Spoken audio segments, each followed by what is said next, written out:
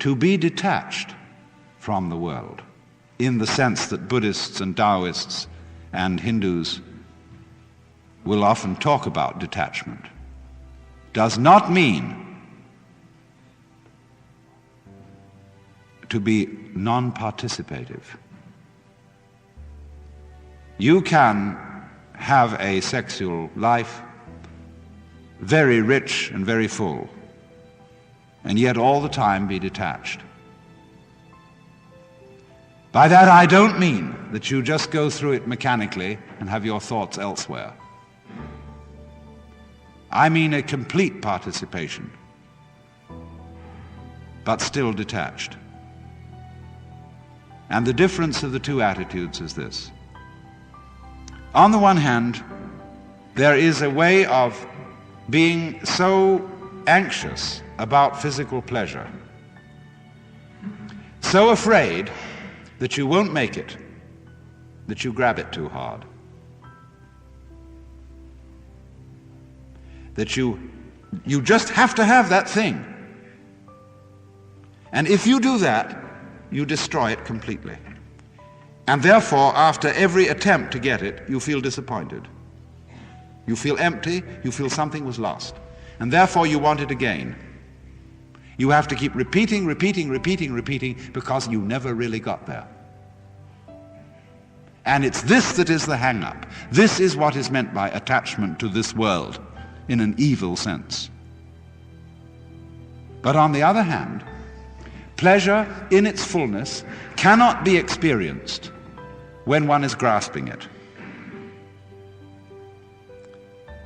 I knew a little girl to whom someone gave a bunny rabbit. She was so delighted with the bunny rabbit and so afraid of losing it that taking it home in the car, she squeezed it to death with love. And lots of parents do that to their children, and lots of spouses do it to each other. They hold on too hard, and so take the life out of this transient, beautifully fragile thing that life is. To have it, to have life, and to have its pleasure, you must at the same time let go of it.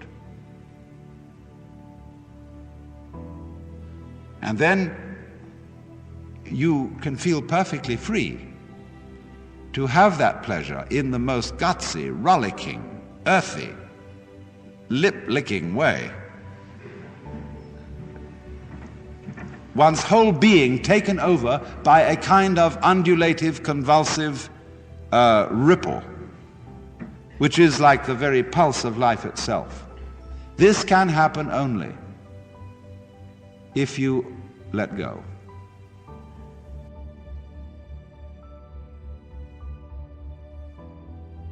What do you mean happiness? What exactly do you mean by happiness? If you translate a particular sensation as happiness, you call it happiness, a particular sensation that is there. You separate yourself and use that knowledge about the happiness that is put in there and translate that and tell yourself that you are happy. You understand? All sensations are very short-lived. They can't last forever.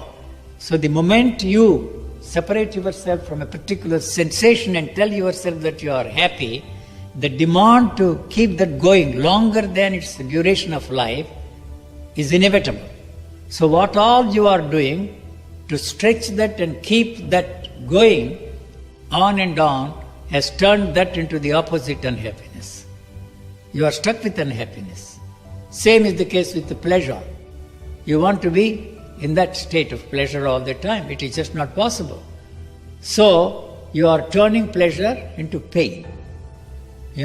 We are not ready to accept it. And all those religious jokers tell us, we have some ways, we teach you the techniques of meditation, yoga, this, that and the other, and you will be in a permanent bliss. The demand for permanence in every area of our existence is the cause of human misery. There is no such thing as permanence at all. Well, I keep saying, de-emphasize anxiety, reassure people. You meet people who say, I'm really scared. I'm scared about my job. I'm scared about my relay. I'm scared. And says, don't worry. You don't know enough to worry. That's God's truth. Who do you think you are that you should worry, for crying out loud? I mean, it's a total waste of time. It presupposes such a knowledge of the situation that it is in fact a form of hubris.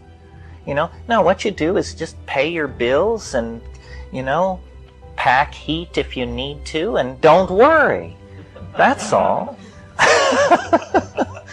Yes. Worry is praying to the devil. That's great. Worry is betting against yourself. You know, Hui Po Yang, a great Chinese Taoist who wrote many, many commentaries on the I Ching, he was asked at the end of his life what was his conclusion of a life of studying the I Ching.